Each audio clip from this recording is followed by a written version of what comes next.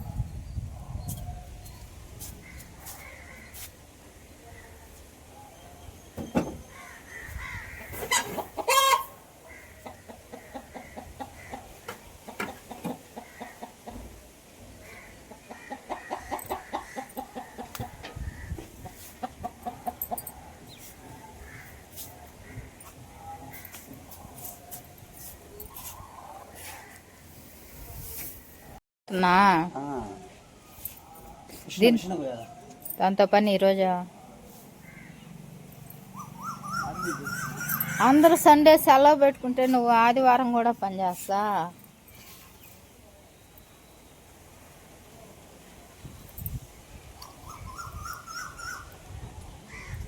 ఏం చూస్తున్నావా? కట్టి లెవెల్కి ఉండాలి కానీ వస్తున్నావు ఇదేనా? ఇంకేం చూస్తాము?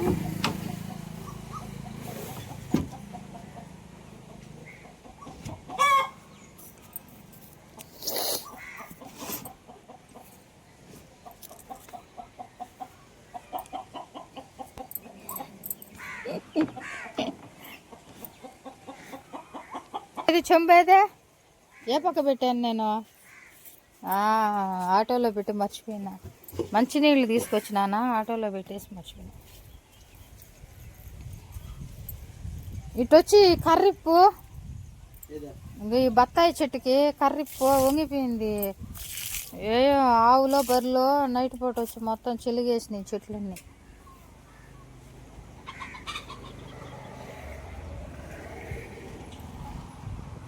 ఇదో ఈ కర్ర వంగిపోతా ఉంది చెట్టు. ఈ కర్ర ఇప్పేసి నాటి మళ్ళా కడదామా? ఈ చెట్టు కూడా ఏంది వాడిపోతా ఉంది. మందార చెట్టు ఏం బాగానే ఉంది చూడడానికి.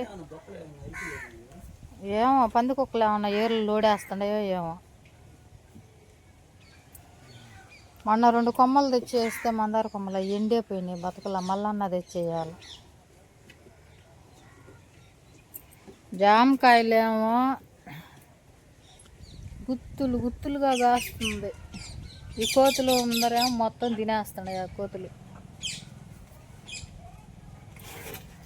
ఎక్కడ పెట్టినా గుత్తులుగా ఉన్నాయి కాయలు.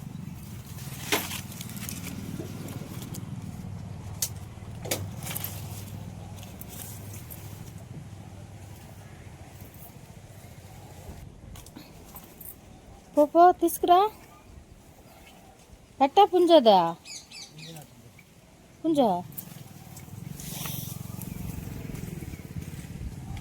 నిన్న బాగానే ఉన్నాయి కదే.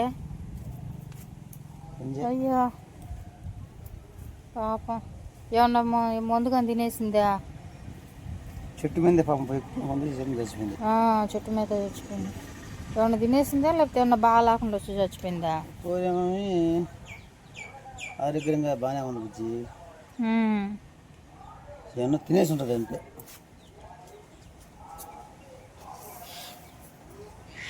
గిన్నె కూడా చచ్చిపోయింది పాపం. అది మళ్ళీ ఒక్కటే అయిపోయింది పాపం. దానికి ఇది తోడుగా బాగుండింది. రాత్రి చచ్చిపోయింది ఇది. రాత్రే నిన్న సాయంత్రం కూడా చూసా. నిన్న సాయంత్రం కూడా బాగా తిరుగుతూ ఉన్నాయి. మేత ఉందా పొట్టలో?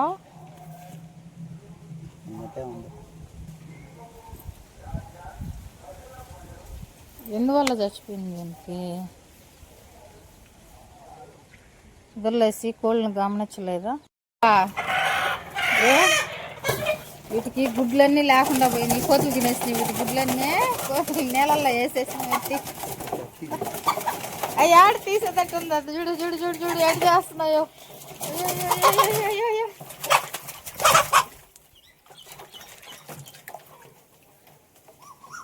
నీళ్ళల్లో ముంచు వాటిని. పొదుగులు ఆరిపోవాలంటే బాగా నీళ్ళల్లో ముంచాలి వాటిని.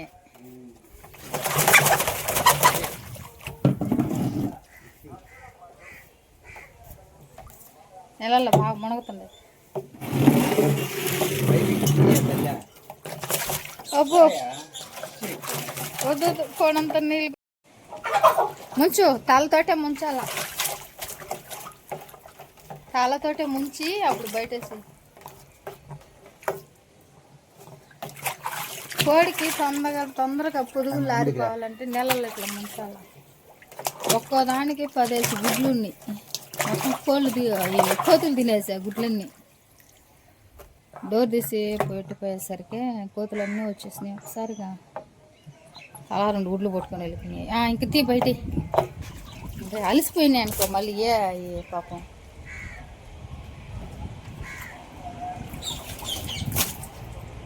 తాపక్కన పడిపోతుంది. చూడు ఎలా అయిపోయినాయి పాపం.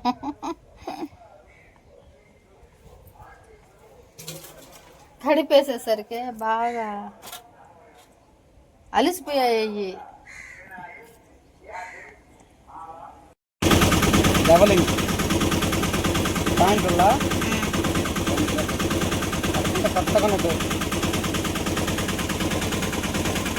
ఈ రసమట్టంతో ఈరోజు గ్రానైట్ వర్క్ స్టార్ట్ చేస్తున్నావా?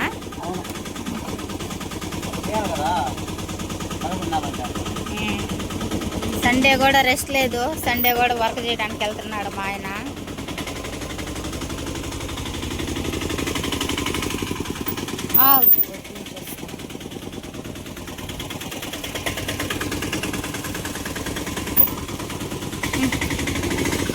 ఈ మట్ట కొంచెం కొట్టచ్చు కదా.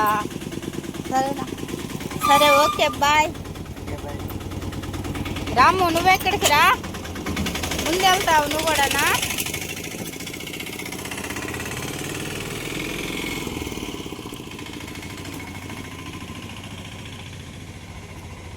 సండే కూడా వర్క్ చేయడానికి వెళ్తున్నాడు. గ్రానైట్ వర్క్ ఉందంటే ఈరోజు ఫుల్ బిజీ అయిపోయాడు.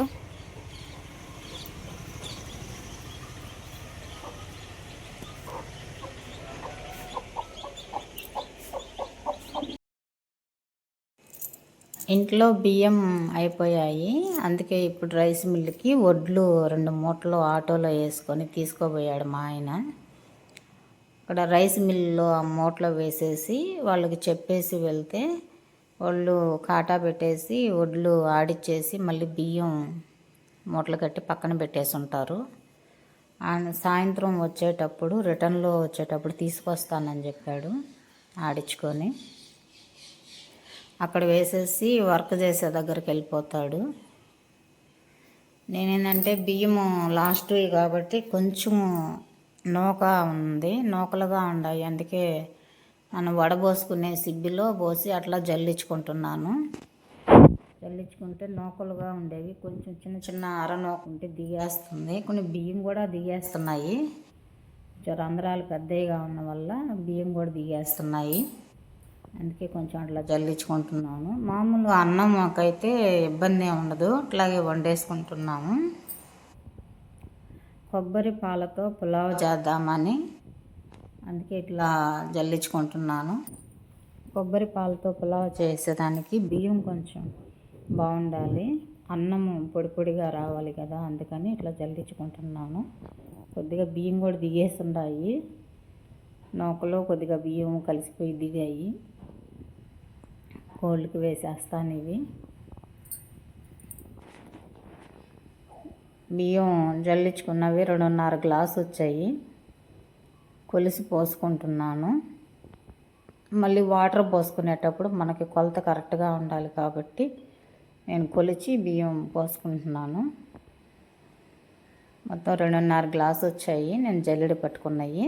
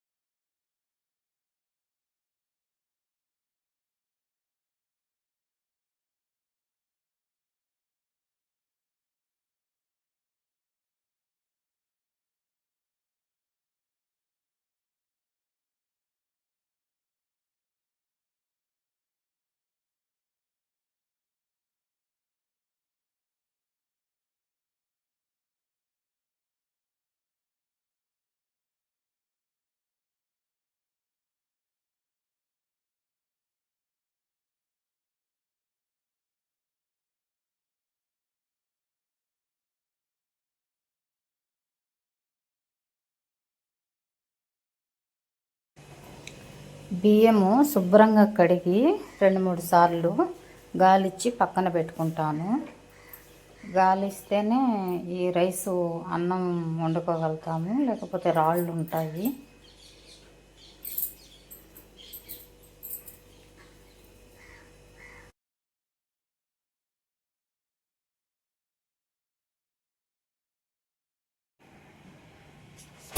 కొబ్బరి శుభ్రంగా 2 సార్లు కడుక్కుంటున్నాను. సన్నలుగా తరిగి శుభ్రంగా కడిగి మిక్సీ పట్టుకోవాలి కొబ్బరిని.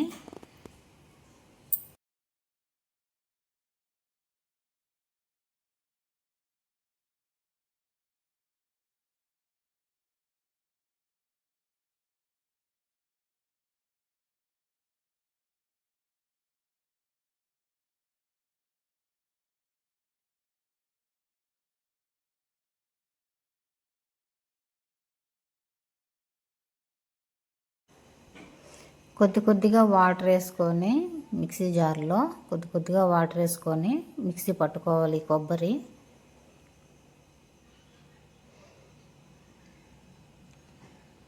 పులావ్కి కావాల్సిన కారానికి తగినట్టు పచ్చిమిర్చి పొడవుగా కట్ చేసుకోవాలి.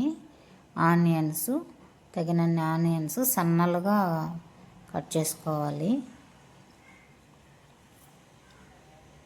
నేను ఒక 10-15 పచ్చిమిర్చి తీసుకున్నాను.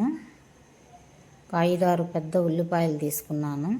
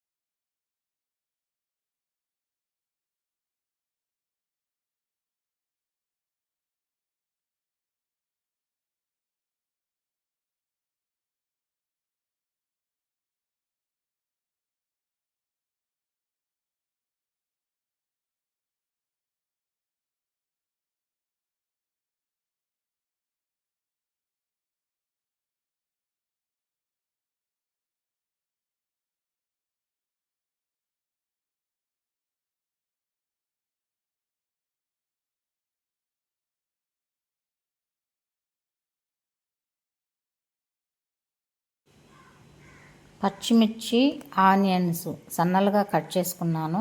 పచ్చిమిర్చి వచ్చి పొడవుగా కట్ చేసుకున్నాను. ఆనియన్స్ బాగా సన్నలుగా కట్ చేసుకున్నాను. కొబ్బరి పాలు రెడీ చేసేసాను. చూడండి, మిక్సీ పట్టేసాను బాగా పేస్ట్ లాగా. వాటర్ మనకు తగినంత వాటర్ పోసుకొని ఈ కొబ్బరి పాలు తీసుకోవాలి. బిర్యానీకి కావాల్సిన మసాలాలు అన్నీ చూపిస్తున్నాను కదా. పులావ్కి కావాల్సిన మసాలాలు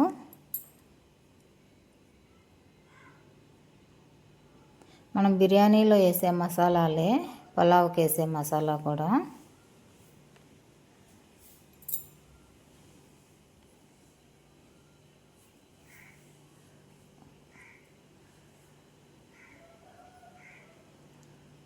పొయ్యి మీద దబర పెట్టేశాను.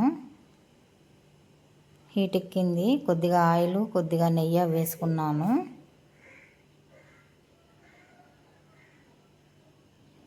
ఇప్పుడు పులావ్కి వేసే మసాలా దినుసులన్నీ వేసుకుంటున్నాను.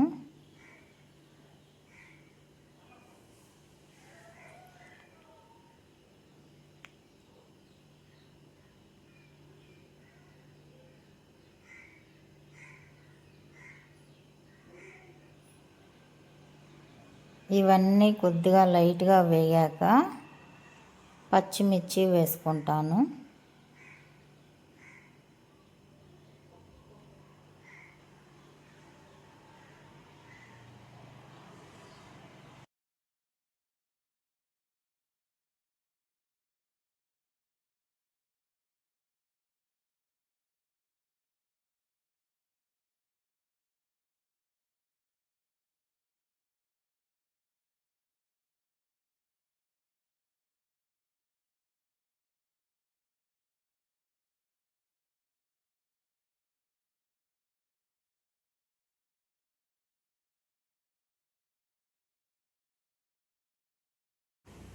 మసాలా దినుసులు వేగాయి, పచ్చిమిర్చి వేసుకుంటున్నాను. పచ్చిమిర్చి కొద్దిగా వేగాక తర్వాత ఆనియన్స్ వేసుకుంటాను.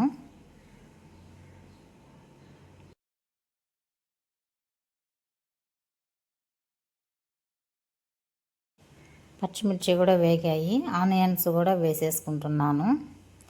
ఆనియన్స్ కూడా బ్రౌన్ కలర్ వచ్చేలాగా కొద్దిగా వేయించుకోవాలి.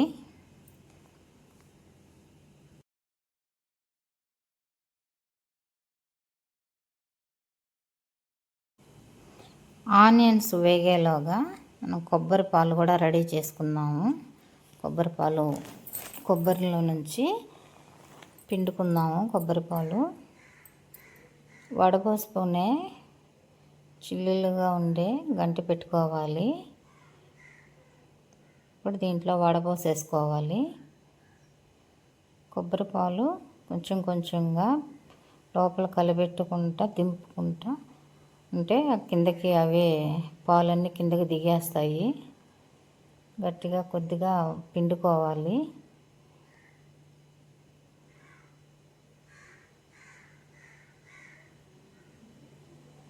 ఇట్లా మొత్తం పిండుకొని సపరేట్ చేసుకోవాలి పాలు. ఈ పిప్పి మళ్ళీ రెండో పాలు కూడా వేసుకొని కొద్దిగా వాటర్ పోసుకొని మళ్ళీ మిక్సీ పట్టుకొని అది కూడా పిండుకుంటే ఇంకొంచెం చిక్కగా పాలు ఉంటాయి, కొద్దిగా వస్తాయి. కానీ ఎక్కువ వాటర్ పోసుకోకూడదు, అప్పుడు నీళ్ళుగా ఉంటాయి పాలు. కొబ్బరి పాలు చిక్కగానే ఉండాలి. నేనైతే 2 కొబ్బరి చిప్పలు, పచ్చి కొబ్బరిది 2 కొబ్బరి చిప్పలు తీసుకున్నాను.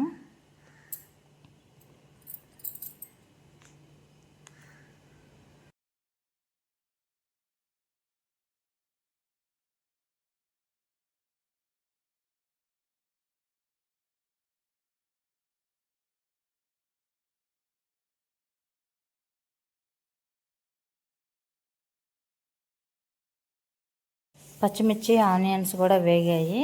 అల్లం వెల్లుల్లి పేస్టు ఒక 2 స్పూన్లు వేసుకుంటున్నాను. అల్లం వెల్లుల్లి పేస్టు నేను ముందుగానే తయారు చేసుకొని ఫ్రిడ్జ్లో పెట్టుకుంటాను. అల్లం వెల్లుల్లి పేస్ట్ కూడా పచ్చి స్మెల్ పోయేదాకా వేయించుకోవాలి.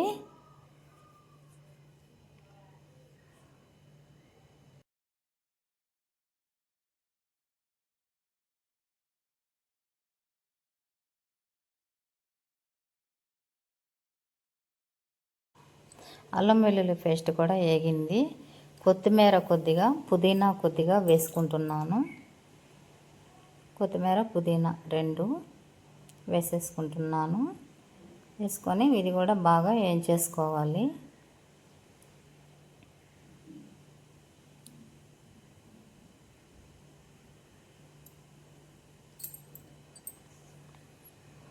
చూడండి ఎలా వేగిపోయిందో.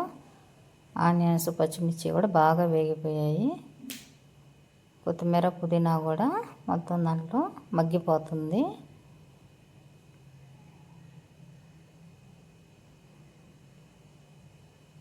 ఇప్పుడు కొద్దిగా ఉప్పు కూడా వేసేసుకుంటాను. కొబ్బరి పాలు కూడా కొలత వేసుకొని పోసుకుంటున్నాను. 2.5 గ్లాసు బియ్యానికి 5 గ్లాసులు వాటర్ వేయాలి.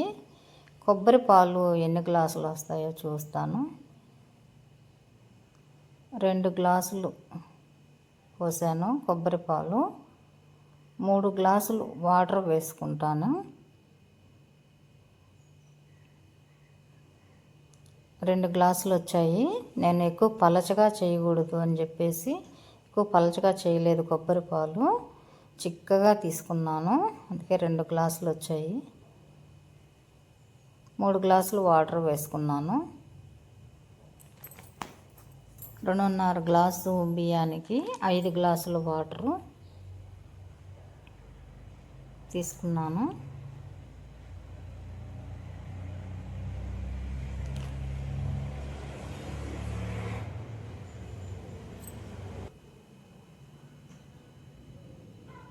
మొత్తం కలిపేసుకున్నాను. కొబ్బరి పాలు మూత పెట్టేస్తున్నాను. కొబ్బరి పాలు మరిగేలోగా చికెన్ శుభ్రం చేసుకుంటాను. చికెన్ కుర్మా చేస్తున్నాను. చికెన్ శుభ్రంగా 4 సార్లు కడుక్కున్నాను.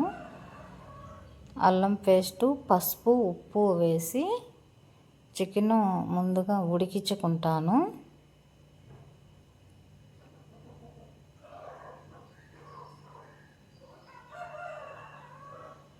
బాగా కలుపుకోవాలి. అల్లం పేస్టు, పసుపు, ఉప్పు వేసాక చికెన్ అంతా పట్టేలాగా కలుపుకొని కొద్దిగా వాటర్ వేసుకొని ఉడికించుకోవాలి.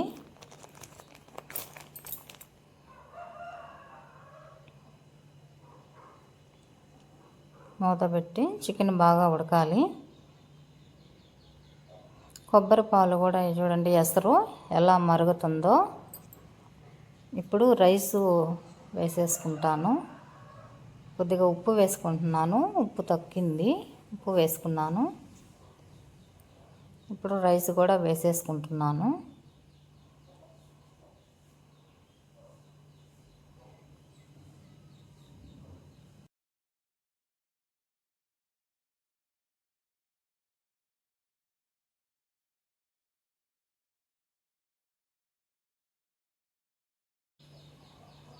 రైస్ మొత్తం వేసేసాక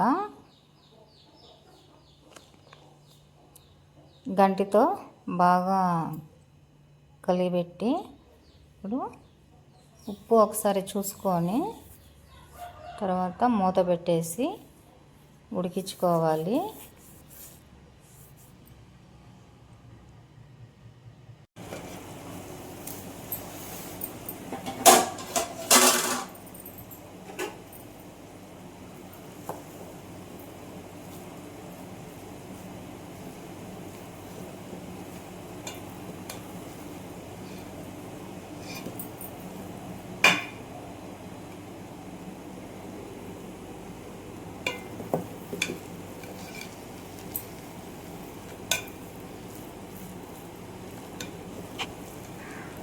చూడండి రైస్ కూడా బాగా ఉడికింది. బాగా వచ్చిందండి. పొడి పొడిగా ఉంది. కొద్దిగా సెగన్ అట్లాగే ఉంచితే కొద్దిగా నెమ్మగా ఉంది కదా, ఆ నిమ్మ కూడా బాగా పీల్చేస్తుంది. బాగా పొడి పొడిగా వస్తుంది. చల్లారాక బాగా పొడి పొడిగా ఉంటుంది రైస్.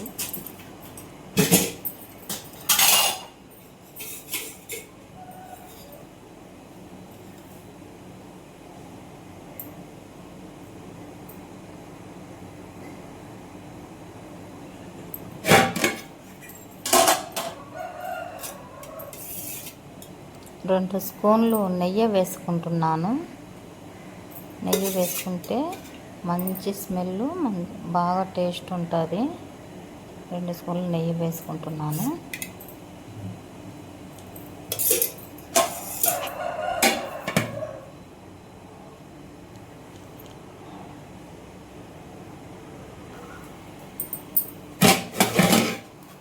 ఫైనల్గా కొంచెం కొత్తిమీర, కొద్దిగా పుదీనా వేసేసుకుంటున్నాను.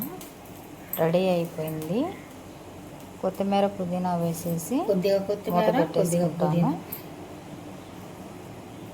కొబ్బరి పాలతో పలావ్ రెడీ. మూత పెట్టేసుకుంటున్నాను.